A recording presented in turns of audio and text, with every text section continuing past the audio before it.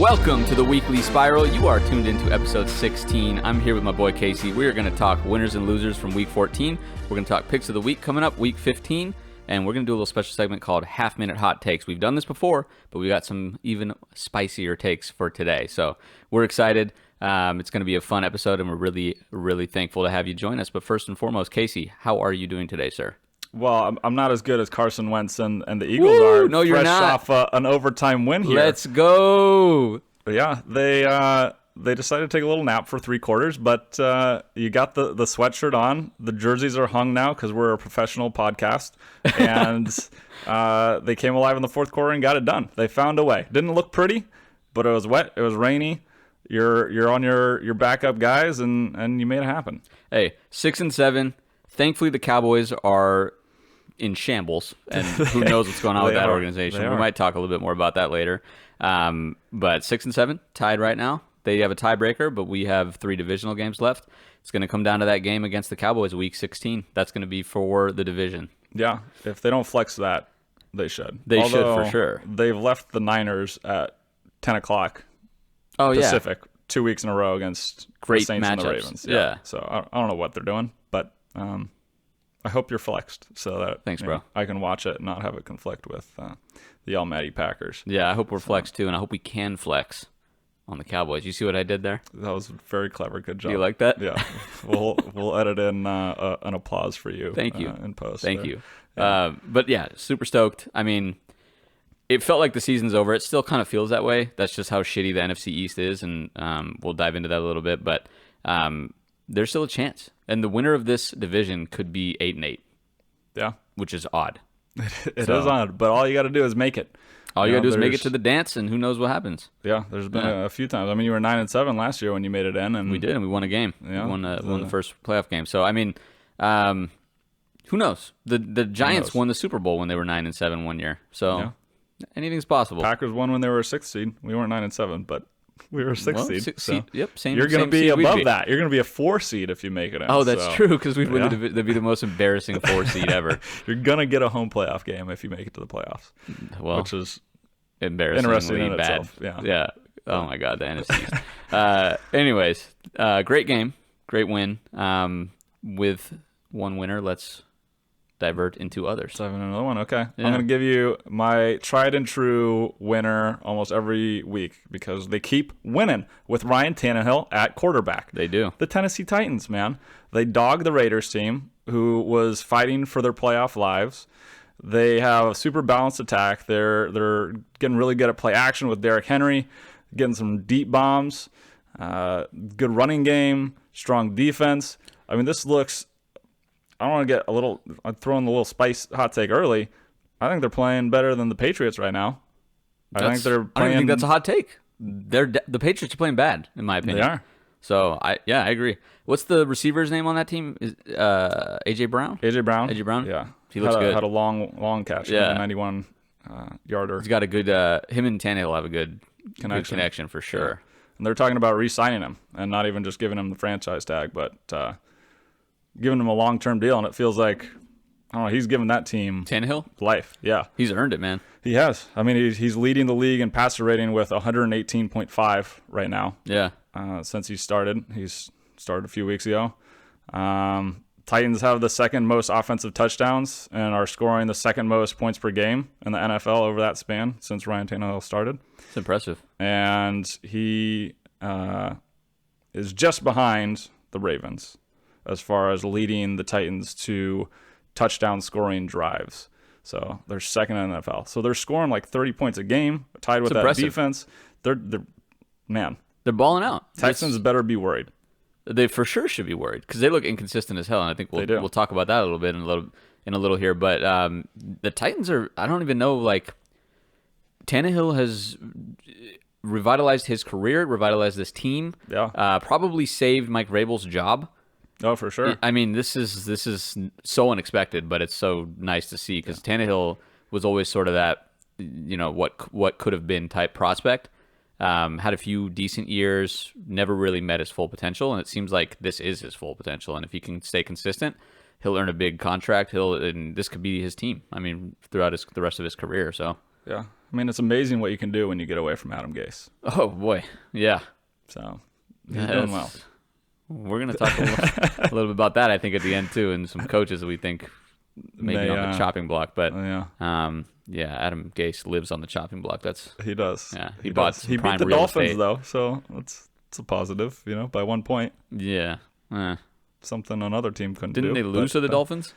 Earlier in the year, yeah. So, but I'm trying to give him a bone. All right, he doesn't have a lot to chew on. Well, every dog has his day. Yeah. Well, let's keep it positive though. Give me your winner. Okay. My winner, I think it's got to be the 49ers. Mm-hmm. In what was an absolute barn burner. That means it's becoming a close game. Weekly thing. We're going to talk about barn burners. Although this one was also high scoring and close. This was the best game of the season, in my opinion, hands down. Like, I can't think of another game that was more exciting to watch. The game before that, to me, also had the Saints in it, and it was the Saints-Texans. Yeah. That was super exciting. This one-upped that, man. This was back and forth, super high scoring. Everybody loves to see offense. I mean, objectively, if you're watching a game, offense is exciting. And this is the first time a game has actually ever ended with a score. Fun fact. Did you know that? No, scoregami. 48 scoregami. Yeah. Amazing game. I mean, Jimmy G, 349 yards, 4 touchdowns, 131.7 QBR. Emmanuel Sanders trade looking real good right now. 7 receptions, 157 yards, 1 receiving touchdown, 1 throwing touchdown on a pretty sweet trick play. Yeah. George Kittle, absolute beast. We've said it every week. He's just dominating. He's the best tight end in the league. He's the best, for sure. He gets face masked, and he barely looks like it affects him. He's just beast moding down the sideline to get them in good field position. You know what? And if they didn't face mask him, I think he still gets 15 more yards on that. Like, it was a desperation face mask. So if you told me before the game that Drew Brees was going to have 6 total touchdowns, 349 yards, and no interceptions, I would have thought New Orleans is taking this game in an easy win. But the Niners matched them stride for stride. And that's impressive to do on the road, and not just on the road, but in the Superdome specifically. That's a tough place to win. So the fact that they pulled it out and won on a last-minute field goal is super impressive. Great coaching, great performance all around, defense and offense, even though it was high scoring. Really, really great showing. And another fun fact, both quarterbacks finished with 349 yards passing exactly. Both Jimmy G and Drew Brees had 349 exact passing yards. Yeah, but how many did Emmanuel Sanders have? I don't know. I don't have them in front of me. It's not all the quarterbacks that played in the game. All right. I don't know also got Taysom Hill in there, too. And you know what, though? 349. Props to Drew Brees. He's elite. Oh, for sure. That was a great performance. The Niners were we've said it all year, more well-balanced. They were better on defense, I thought, throughout that game. They were better on the ground. Alvin Kamara, where are you? What happened? I don't know where Alvin Kamara is. What has changed year to year? Because that dude, it looks like a shell of himself this year in terms. I mean, statistically, I think he has 1 touchdown on the year. Does he really? 1 rushing touchdown, which is ridiculous. So if you drafted him in your fantasy league, I'm sorry for you. What was I going to say? Oh, yeah. Drew Brees passed Tom Brady and Peyton Manning for most touchdowns of any player ever. Congrats to him. In the NFL. 561 total touchdowns between. That's a lot of touchdowns. Between passing, rushing, and he has 1 receiving touchdown, which I don't know when that was, but I feel like maybe I remember it happening, but I don't remember the scenario in which. I don't know. We're gonna look it up. Maybe we'll post it on the gram. Yeah, I'll go find. Go search. We'll find it. Go through the archives. But yeah, I mean, great game. They entered as the 5th seed. They now hold the number 1 seed. Seattle lost to the Rams, so they're a game ahead in the division too. Yeah. Huge win. Yeah. Huge win. Yeah, and the Niners, they're the first number 1 seed now. That was a big thing. I think it'll still come down to the Seahawks game because if the Seahawks win, even if they have the same record, the Seahawks will have the tiebreaker. Which is why it's so huge that the Rams beat the Seahawks. Yeah. It doesn't. Either way, it doesn't really matter because they're only a game back still. Yeah, but if they were tied, it would be. They wouldn't be in the first seed then. Yeah, well, if the Seahawks beat them now, they would still be the first seed. The Seahawks would take their spot. Unless the Seahawks lose another game. Yes, correct. A lot can happen in 3 games. A lot can happen. A lot can happen. I am not super concerned for the 49ers, but sometimes you see teams get scored on a lot or have their offenses shut down, and all of a sudden a formula is out there on how to attack them. So this is the first time this 49ers defense has had something like this happen to them.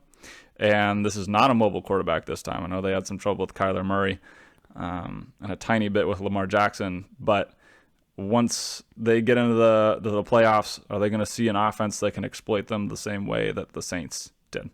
I don't know.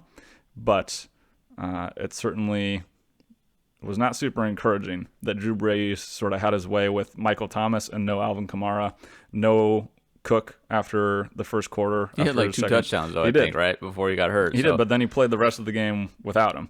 Yeah. And they were still able to move the ball through the air and not have a huge run game. So if you think the Niners' strength on defense is their pass defense, well, it wasn't this game. So no. I don't think it's necessarily going to be a trend. If Sherman's hurt, that might be an issue. I don't know what his timeline is. I think he had a hamstring or something like that at the end of the game. He came back, I think, though. Did he? Oh, I'm not sure. I thought he did. He might have. But either way, I mean, Ahkello Witherspoon's playing well. Yeah, for sure.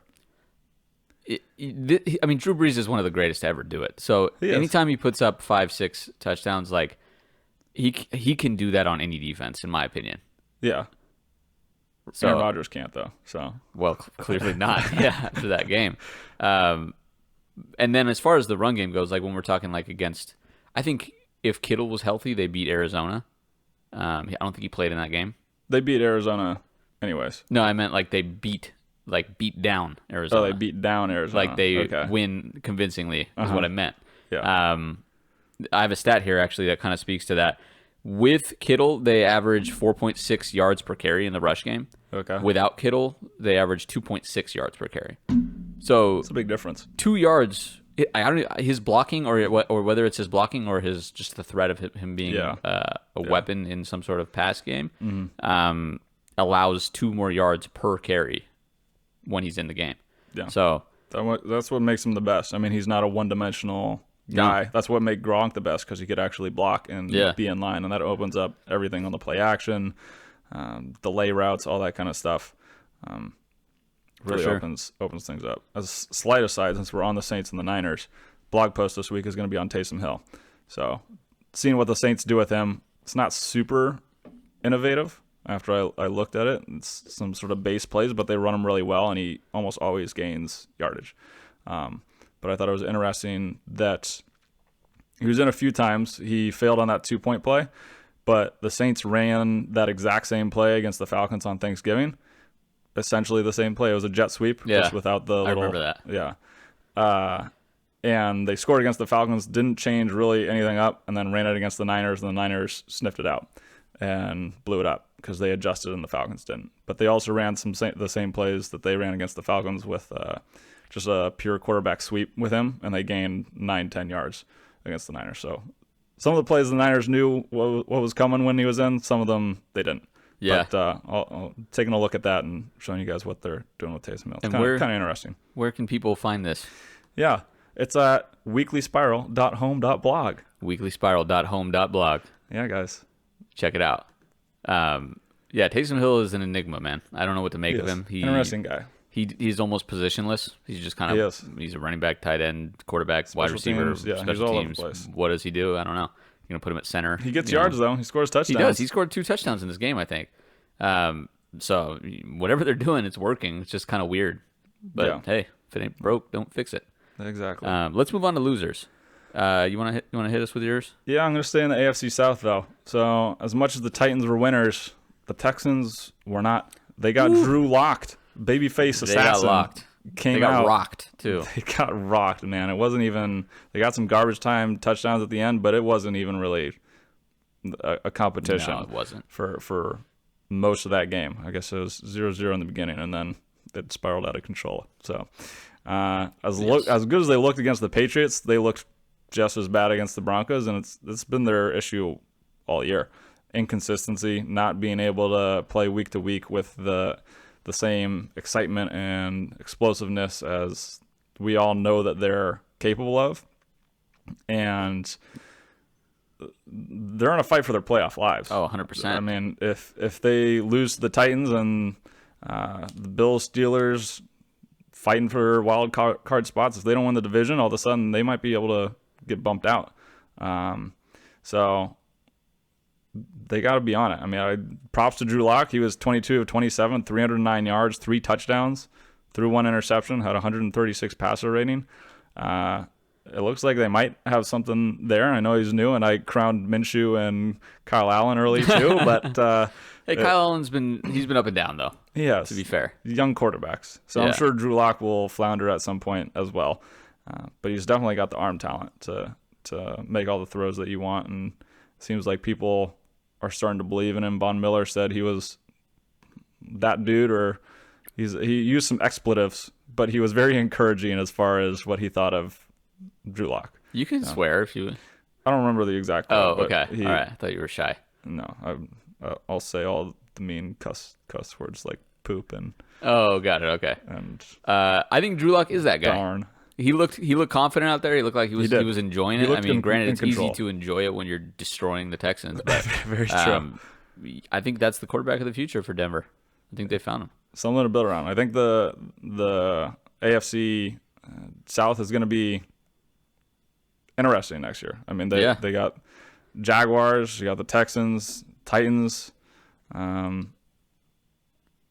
It's a good division all of a sudden. Normally you would sort of look at them, and Colts are in there too if they figure out the quarterback situation. Well, Jacoby Brissett is fine. He's not bad, but I just think T.Y. Hilton injured with the receivers. You don't have much else. And then Ebron's out, I think, right? Yeah. So you literally have Jack Doyle and Marlon Mack. It was a very clustered division, sort of like the NFC East in a way. Not as bad, not in a bad way, but they're all none of them are top tier teams. But they're all above 500 teams potentially. Maybe the Jaguars have a little bit of work to do. I don't think it's like the NFC East though, because there's 2 teams in the NFC East right now that are underperforming but fighting for the division, and there's 2 teams that are just clearly not even. Yeah, but you can also look at it as the Redskins are 3 games back from the Cowboys and the Eagles. Yeah, they're clearly but there's 3 games left. Talent discrepancy, but sure, the Redskins have been in some close games. They lost to the Packers by less than 1 score. They're not all that. They got some things to figure out, though. I mean, especially they do. There's a talent discrepancy coaching for sure. Quarterback, you got a young, promising guy in there, but yeah, I like Denver. I like him too. I like Drew Lock.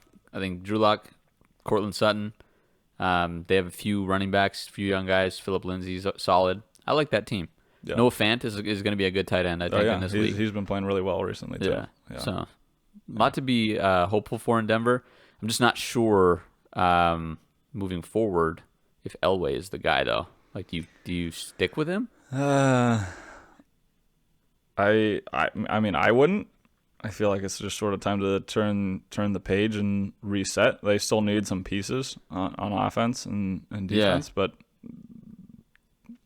I mean, if Drew Lock is a winner and they end up 8-8 on the year, I think it's going to be hard to be hard to get rid of him. He always just strikes me as sort of a constant win now GM.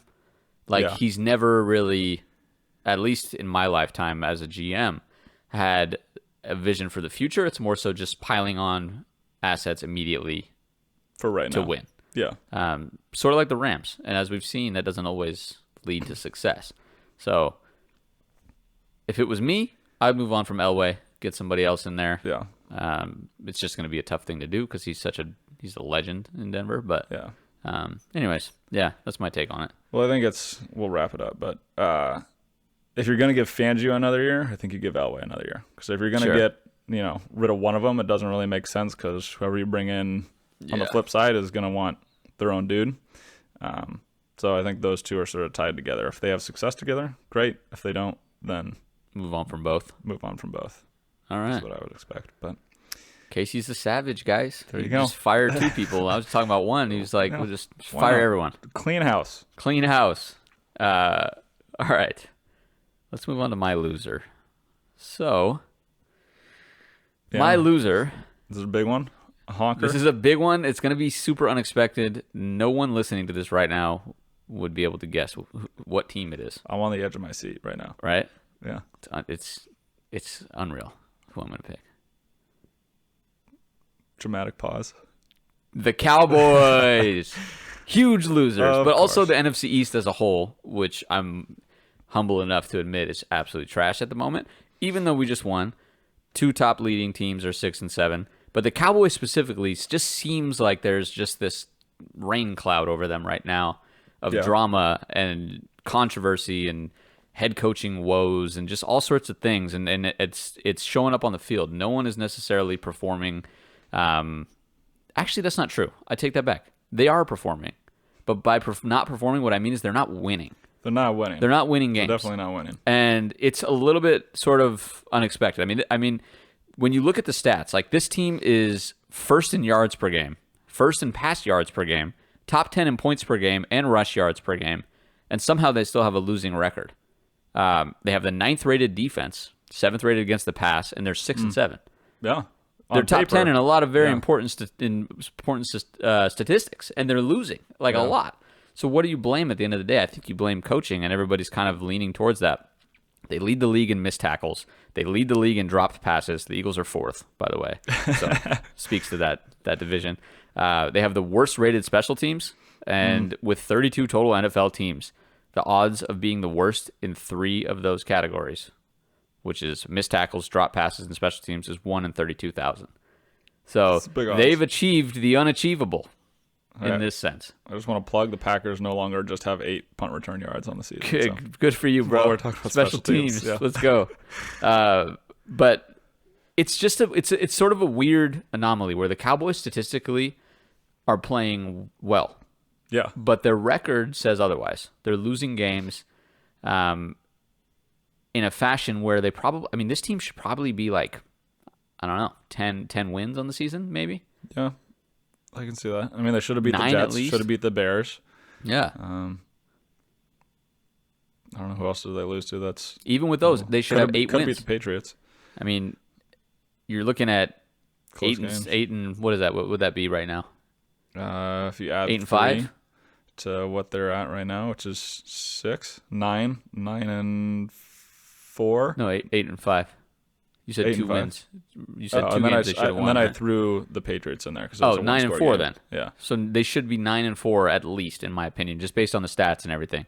Faith in Jason Garrett at an all-time low. I mean, there was a quote from Jimmy Johnson, former head coach of the Cowboys. It would be miserable if he continued to be the head coach. It's not a ringing endorsement. It would be miserable.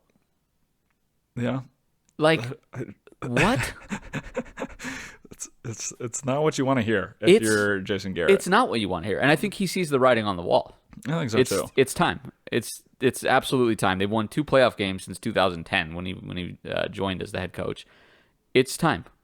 They're done. As much as I want him to stay, I would love for Jason Garrett to be the head coach for many years to come so they can just flutter around in mediocrity, but it's time. And if they don't make some sort of weird playoff push this year, maybe NFC Championship game or bust, he's gone, in my opinion, hands down. So, and word is they're interested in Urban Meyer from Ohio State or your boy Lincoln Riley. Lincoln, 2 very country names that would fit perfectly in They would Dallas. fit good in Dallas. Lincoln Riley. And Urban Meyer. Yeah. So I think huge loser, in my opinion. Especially Eagles winning tonight. Yeah. They're tied. Yeah. So they may not even make the playoffs. They might not. And the team they lost to, the Bears, are all of a sudden 7 and 6. Everyone else in the NFC seems to be doing well, man. It's weird. It's I wrote the Bears off a long time ago, but they fought back, so props to them. But we're actually going to talk about them in the games of the week, so we can move on to those though. Okay, you want to lead this segment? Yeah, we can start with the Texans and the Titans. My winners and losers from this past week. Super big game. It's going to be the Texans at the Titans. So Titans at home for this game, and I think the Titans are just playing so well right now. They're balanced. They don't have these clunkers of a game that you would hope a playoff team doesn't have. And the Texans are having those games. And despite their overwhelming talent and DeAndre Hopkins and all these guys, Carlos Hyde coming on, I just don't trust the Texans at this point. and I trust the Titans. The Titans are playing. I feel they're feeling themselves, and they got some mojo going. And I'm going to take the Titans at home, 31-27. I could see this game go either way. Sure, I wouldn't be surprised if they lost, but I think this is going to be a good game. It's like a sneaky, really, really close. Would you call it a game of the week? I will call it a barn burner. Oh, wow. I'm going to say Texans, though. They seem to be on this sort of every other week vibe where one week they're hot, one week they're cold. I think a big factor, which was a little bit overlooked, is that Will Fuller didn't play. Totally adds a different dynamic to that offense. Stretches the field like some of the best receivers in the league do. Yeah, for sure. If he's back, I could see the Texans taking this one. I think 33-24, but I think it's going to be a really, really good game. Yeah, I agree. I think if Derrick Henry is healthy, I think the Titans might blow him out. Honestly. I think they might. Hot take. Yeah. So, all right. Titans are due for a bad game. They've been playing out of their mind, man. Yeah, and they're going to do it again against the Texans. All right. Yep, and then they're going to do it again in 2 more weeks. Okay. And maybe knock them out of the playoffs. That'd be pretty cool. That'd be exciting. Sure. I don't know. I'm down with that. I love an underdog. The Titans haven't gotten much love in a long time. No, they haven't. Nashville's a cool city. I mean, it's all Marcus Mariota's fault at this point, right? It is all you look his at that and say, like, we can blame him. You have to. Yeah. To be that bad, and then one thing changes and they're amazing. And now you're rolling. Yeah. So, what's the next game? We have the Rams at your favorite team, the Cowboys. Oh, God. Not my favorite team. Just disclaimer. Fuck the Cowboys. I'm going to say Rams win this game. They're kind of on a roll lately. They are. They're picking up steam, and I think the Cowboys are going the opposite direction, and they're losing steam, and there's some sort of dismay and locker room drama going on, and I feel like they're not really in the best of places. No. So I'm going to say Rams 34-27. I feel similarly about a lot of things that you said. The Rams are coming off 2 blowout wins. They dominated the Seahawks. They dominated the Cardinals. And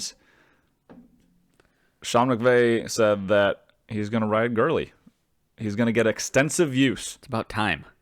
For the rest of the season. I'm telling you. And then all of a sudden they start blowing people out. It's funny how that works when you use your best player. We said this earlier. Maybe Sean McVay is a wizard, and he was just saving Gurley for the end of the season.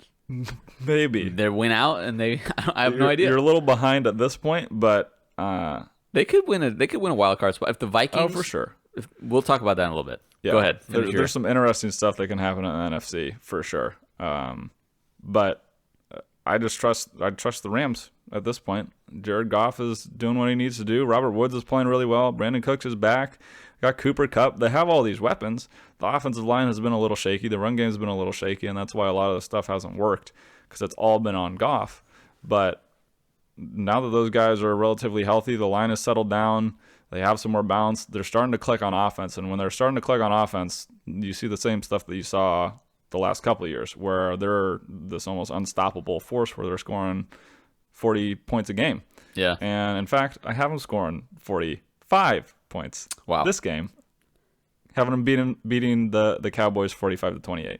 I think they're just going to run away with it. I don't think the Cowboys have the heart or the desire to keep up in a track meet, and I think the Rams are going to jump on them, and they're going to quit. Well, the Cowboys are the 19th ranked run defense. So while they're top 10 in almost every other stat, if there's any knock on them, it's their run defense. So if there's any game to run Gurley all over a team, this is that game. This is it. Start him. Yeah. Fantasy playoffs. Yeah, I didn't even make mine, so. I did. I just lost this week, though. It's very sad. Yeah, that's all right. My condolences. It's okay. I did better than you anyway, so it's fine. Yeah, well, next game, Bills at Steelers. That one in. Okay. Bills at Steelers. A game that nobody was looking forward to at the beginning of the year is now flexed to Sunday Night Football. Who would have thunk? The third string quarterback for the Steelers and Josh Allen, the premier matchup. They would have thought the week. Even though the Bills lost this last week, I was still pretty impressed that it came down to 4th down and 8 with a shot at the end zone to tie the game against the Ravens. That defense played really well, and I don't know that you trust their offense enough to like win these high 20, 30-point games.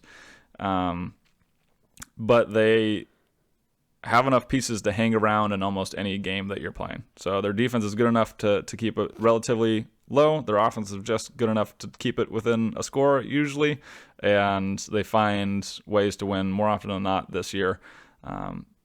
Josh Allen is progressing, although the Ravens sort of heated him up a little bit, brought a lot of pressure, and he had some trouble with that.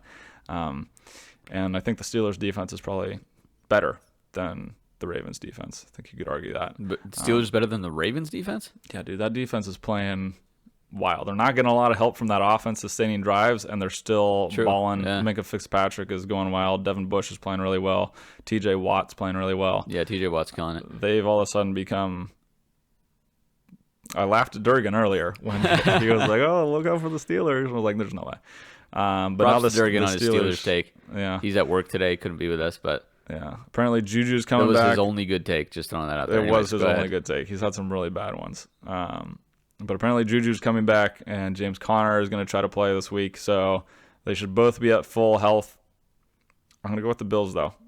I just like the Bills. I just like the Bills. You hyped it up. You brought it all up like Steelers are this, their defense is this. Sometimes this person's going to be healthy. That. This person's going to be healthy. I'm going to go with the other team, though. Cole Beasley, man, he's been playing well. Josh Allen's been playing well.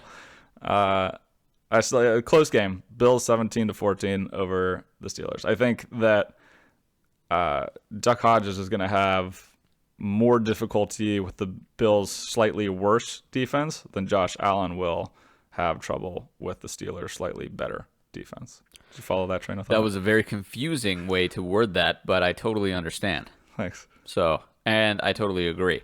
I think in this specific game, first of all, I think it's going to be an ugly game. I don't think it's going to be very fun to watch. No. Defensive battle for sure. I think Josh Allen edges out a third-string quarterback in Pittsburgh, though. Like, you would hope so. Dude can throw, and he's played well, but I don't like Josh Allen, but I trust him more in this situation, and I think they feel as though this game matters more than I know the Steelers are playoff contenders, but they have that sort of like Miami Dolphin desperation when they're out on the field that it's sort of like, who gives a shit? Let's just leave it all out there and play and just see what happens. Yeah.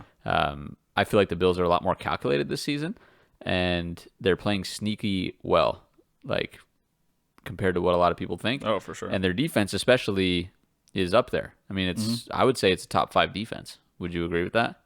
Yeah, borderline. Fringe top there. 5. Yeah. I mean, they're playing extremely well. I don't see the Steelers getting much going against this defense, so I'm going to take Bills 24, and then I think the Steelers get 21. Yeah. I can respect it. So Bills win this one, I think. Well, we can move on to the last one. The Bears at the Packers. Is this the toilet bowl? No, it's not the fucking toilet bowl. How dare you? Well, you said Packers, so we've been playing a little bit like toilet, even though we've won. I know all about that. Games. But I'm not super confident in the Packers, I'll be honest. Okay. They have been playing super inconsistent on offense. Haven't been able to string multiple drives together. They'll look fantastic for a drive or two a game, and then all of a sudden that offense will disappear. You shouldn't be putting up 20 points on the Redskins. Like, that's just not what should be happening. You should be blowing them out. And it looked like they were going to do that early, and then they just couldn't sustain offense for the rest of the game. They jumped out 14-0 and then scored 2 field goals the whole rest of the game. And good teams, as we've discussed a couple times, don't hang around with bad ones. They blow them out and they end that thing early.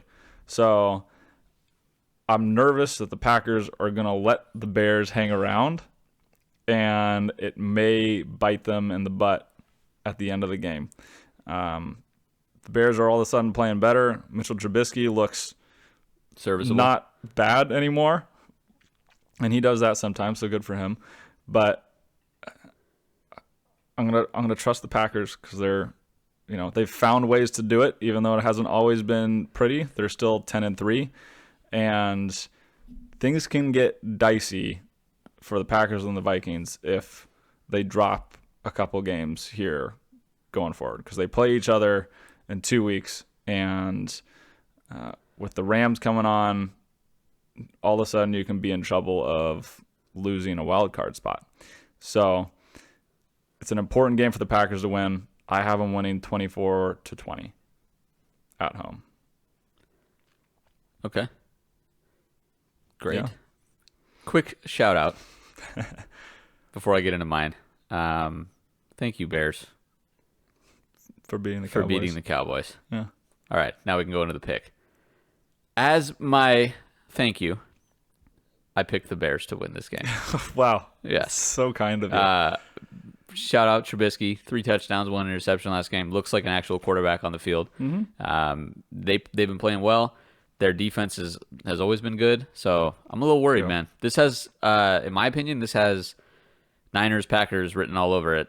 Some similar matchup, just the Bears are not as good as the Niners, so you may score more than 8 points, but I don't know. This is going to be a tough game. I think this will be a tougher game than it sounds, just because the Packers are 10-3, right? Yeah. So you think like this is a It's 10-3 versus 7-6. Sure, but you would think that you would have a great shot at winning this game. I think it's going to be really close.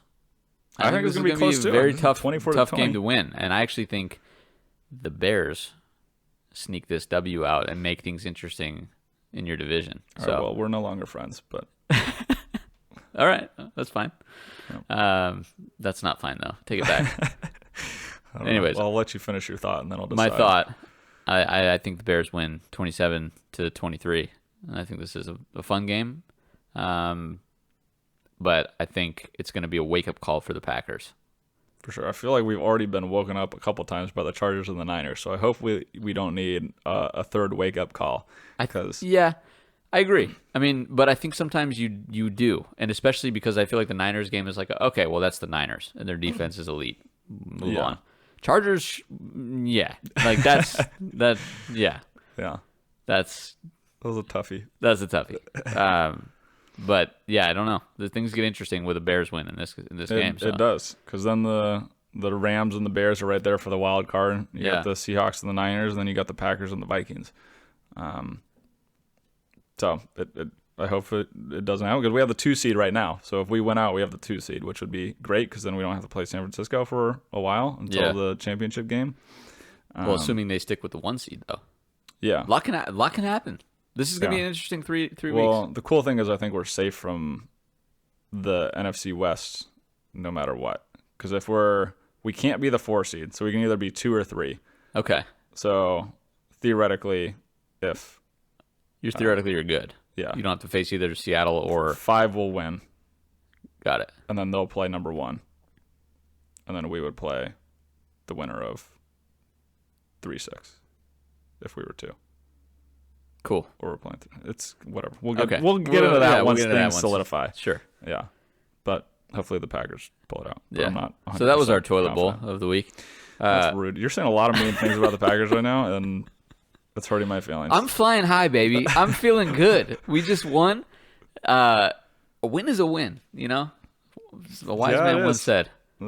Yeah, a win is a win is a win is a win. So I'll take it, I'm feeling good. All right, well, we can move on to our half-second hot take here. Half-second hot take. I have my phone out timing, so I'm going to hit you with them, and then you're going to have to answer in 30 seconds. But I don't have a timer for you, though. I'll hold myself accountable. You want me to shift it? Once it's my turn, I'll shift the phone to you, and you can watch, and you can cut me off. Okay. Sounds good. All right, so I'm just going to read a statement to you, and then you say yes or no, and tell me why. Okay. So, Odell Beckham Jr. is going to be on a new team next year.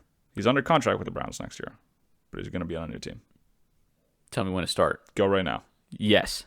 He is not performing up to his contract. They will trade him to a team that desperately needs receivers and utilize that money to build their team elsewhere. The Eagles. I would fucking love that, dude. I would trade anything. Anything. No, not anything. But I would trade. I would do some things. You would do some things? I would do some things. Oh.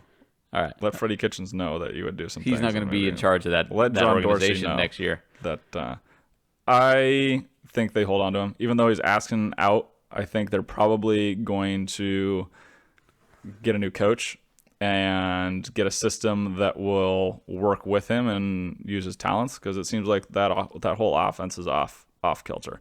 They have all the pieces, like we've talked about a bunch of times, but I think they hold on to him and get rid of Kitchens versus get rid of him, even though they could probably get his trade value, I feel like, has diminished playing this year. But I think they hold on to him. Yeah. Okay. Ready for the new one? The Rams make the playoffs. No, they don't.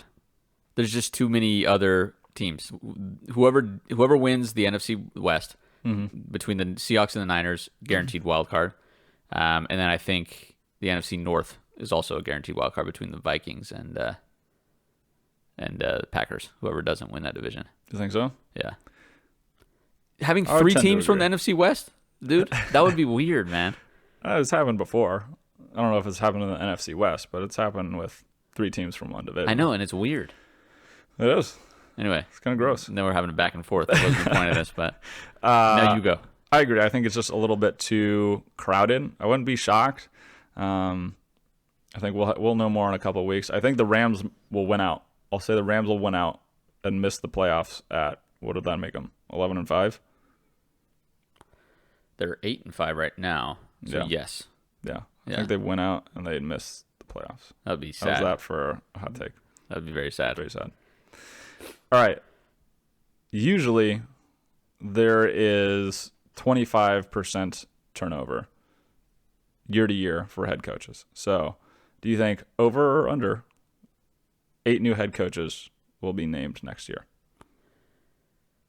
Are we counting the teams like the Redskins and the Panthers who have already... Yes.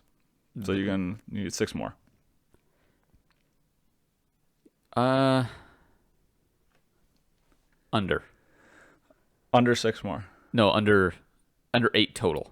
Yeah. Yeah. So less than 6. Less than 6 others besides those 2.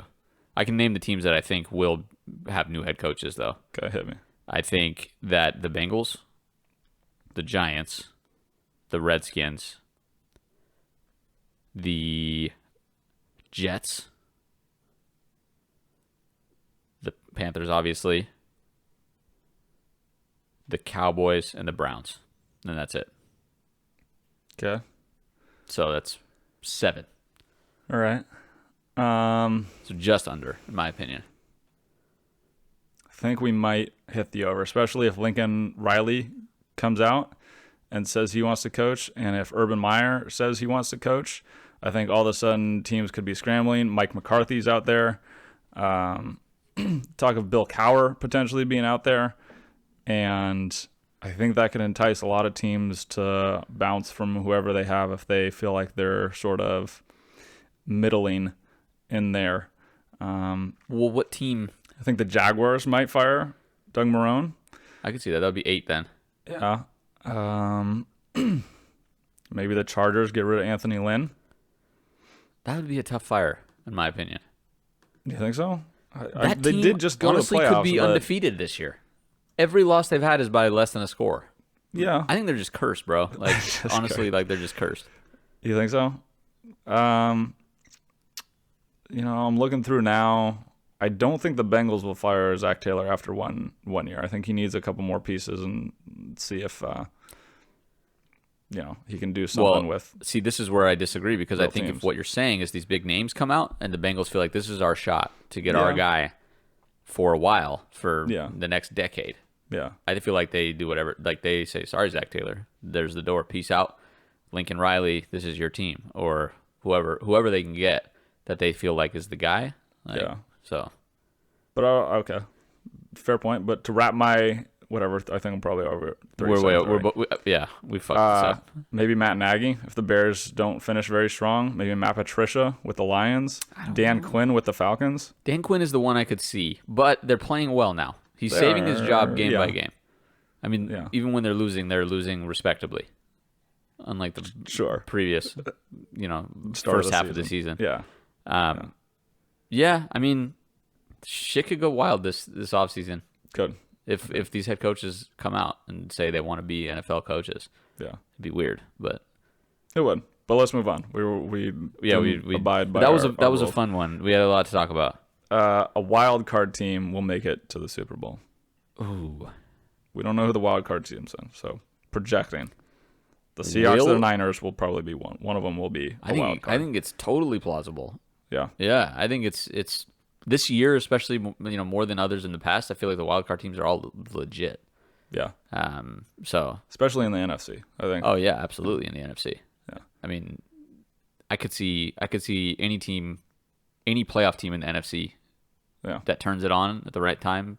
I feel like could even in the AFC. I mean, Bills or Titans, if they keep rolling, they keep rolling. I don't know that I don't know if they can beat the Ravens, but I don't know that I believe in the Bills too when they come against elite competition each week in the playoffs, making it that far. But yeah, I mean, I could easily see a wild card team making it to the Super Bowl. I agree. I think there's really strong teams that just lost some games early that sort of forfeited their division, or fell behind a little bit, but are now turning it on. And those are the teams you don't want to play at the end of the year because they figured out whatever they were figuring out, and they got the mojo, and they're rolling, and that's how you get to Super Bowls. And there's an argument to be made about winning that wild card game, leading to momentum throughout the playoffs. Oh, for sure. I could totally see that. Yeah. All right. Next one. One of the 4 old quarterbacks retires this year. That means Breeze, Brady, Rivers, or Roethlisberger. One of those guys will retire, and we will never see them play again. This offseason? This offseason. They won't play next year. No. You don't think so? I think all of them play. Okay. Yeah. I think Roethlisberger might go. The only way I see him go is if it's physical. Like, if he really doesn't have a choice. Like, he can't play. Like, he just can't throw the ball the way he would want to be successful, to the point where the team is basically like, hey, we're not going to. Yeah, so, I mean, he was talking about retirement a couple of years ago, and he was like, I don't know. And then he decided he was going to. He did a Brett Favre thing a little bit. It's one thing to talk about it. It's another thing to hang up the cleats. But now he's got an elbow injury, and he's got a year off, and the Steelers are doing fine without him. And sure. He's the only one I could potentially see. I could see Breeze. If Breeze wins a Super Bowl, I don't see him bouncing. Breeze retires, though. He's still playing well. Like, he is for sure. But I think if he wins a Super Bowl, I don't know. I could see him walking off and being A-Town down. No, I don't see it. Later losers. Yeah, that's what he would say. I don't see that at all. I don't see Breeze, Brady, or Rivers retiring. Okay, well. I see Eli Manning retiring. Did you hear what he said today? No. He was sitting on the bench, and they were talking to him, interviewing. He was like, you know what? I thought about it. I don't want to be a coach, and I don't want to be a backup. So he wants to play somewhere else. So he wants to play somewhere else, but guess what? Nobody else wants him to play there. Wherever that is. Someone that needs like a stopgap will. He's worse than most backups in this league, in my opinion. He almost beat the future shut up. NFC East champion. No, you won't get to the championship. I appreciate you prematurely dubbing us. Yeah, even though you railed on the Packers, I still don't try to take the moral high ground here just to say you did. That's where I am. Anyways, I think he will be forced basically if what he wants is to be a starting quarterback. If he doesn't get it, he'll retire. I think he will retire. Yeah, I can see it happening. I wouldn't be surprised. I mean, are there any other old quarterbacks we're not thinking of? Like prominent starters that have started. Aaron's up there. He's like 36, 37, I think. He's not retiring, though. No, he's not. Yeah. He's not. I think we covered. I think that's about it. Yeah. That's everybody. I don't see any of these guys retiring. Maybe closest would be Roethlisberger. I wouldn't be surprised if any of these guys retired. I don't see it, man. I think Brady. I could see Brady retiring. I think Roethlisberger's probably pissed that he didn't get to play this year. Like, at all. Sure. Brady's not retiring. I don't know. I wouldn't be surprised. Anyways, let me hit you with the last one. Okay, we went way over 30 seconds. This guy that we're going to talk about is really spicy himself. He's got a really big chest. Will Antonio Brown ever play football again in the NFL? In the NFL. That's an important caveat. Yes. I'm going to say no. I agree. I don't think he does. I think that he's reached the point of diminishing return in the sense that teams, while they would want an elite receiver, is it worth everything else that comes with it? Yeah. I don't know that it is at this point, and he's going to be 32. So I could see this being sort of the end of his career, and it's an unfortunate end. Yeah, I'm actually going to backtrack. Someone's going to sign him next You year. completely 180'd. Yeah. I thought about it for a second, and once the dust settles, he goes radio silence. He needs to go radio silence. He needs to stop. Oh, he does. He needs to take like a calm retreat Twitter. somewhere with no social media. No technology. Yeah. And then sometime during training camp, he's going to resurface and be like, hey, I want to play. I'm changed. And someone's going to be like, you're still pretty fast, so I'm going to sign you. He's going to be with someone. He's going to play. Yeah, he's going to play. Maybe he gets a chance, but one thing. I mean, Randy Moss was an issue. Terrell Owens was an issue. Not in the same way that Antonio Brown was, but they were the big personality receivers, and they played pretty deep into their 30s and were still super effective. And, Randy Moss had that year with the Patriots where went to the Super Bowl and lost. But I don't know that any of them pulled the shit that he's pulling right now, though. No, they haven't, for sure. But someone's going to be like, oh, we're like a receiver away. Yeah. Someone that might trade for OBJ and then be like, hey, Antonio Brown, come on through, man. My gosh. We're going to assemble the dream team 2.0. Please stop. In Philadelphia. Can you imagine OBJ and Antonio Brown on the same team? It would be nuts. That would be interesting for sure. But we thought the same thing with OBJ and Jarvis Landry and But they're buds, though. And, yeah. But anyways, so that's as spicy as we're going to get this time. That's as spicy as we're going to get. That's going to wrap up our hot takes. And I think that is going to wrap up episode 16 as well. We are super grateful that you guys tuned in and listened to us ramble on about football. We really appreciate your support. It means the world to us. If you could do us a huge favor and go check us out on Instagram, Weekly Spiral. And Weekly _Spiral. Thank you, Casey. Weekly _Spiral on Instagram, at Weekly Spiral on Twitter. We have a YouTube page as well. You can search Weekly Spiral and you'll find us there. We're putting all of our episodes up on video, and you can check those out if you're interested. We'll be posting some clips on Instagram as well if you want to see the quick and dirty of the episodes. Casey will be snipping out the best parts and putting them on there. And please go rate, review, subscribe on Apple Podcasts, Spotify, wherever you listen to your podcasts. We would greatly appreciate it. And yeah, that's about wrapping things up. We really appreciate you stopping by, and we look forward to episode 17 next week. So with that, we hope you all have an amazing night, and we will see you soon. Bye.